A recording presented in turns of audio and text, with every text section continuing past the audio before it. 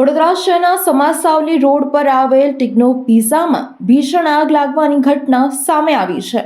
વડોદરા શહેરના સમાસાવલી રોડ પર આવેલા ટિગ્નો પિઝામાં ભીષણ આગનો બનાવ સામે આવ્યો છે, જેમાં સિદ્ધાર્થ એક્લેસીસ ફ્લોર જગદીશ્વર શાન ઉપર આવેલ ટિગ્નો પિઝા રેસ્ટોરન્ટમાં આગ લાગવાથી દોડધામ મચી જવા પામી હતી।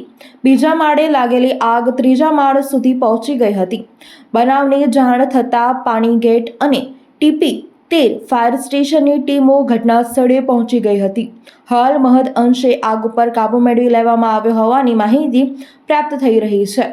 પ્રાપ્ત માહિતી મુજબ બીજા માળે લાગેલી આગ ટિગ્નો પિઝા રેસ્ટોરન્ટમાં આગ લાગતા જે ત્રીજા માળ સુધી પહોંચી હતી। અવની વિમેન્સ હોસ્પિટલ સુધી પહોંચી ગઈ હતી।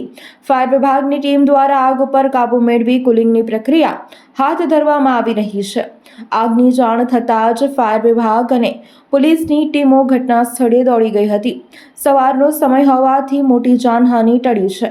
ભીષણ આગના કારણે બિલ્ડિંગના કાચ ધડાકા સાથે તૂટી પડ્યા હતા। ટિગ્નો પિઝામાં લાગેલી આગમાં હજી સુધી કોઈ જાનહાનિના સમાચાર પ્રાપ્ત થયા નથી।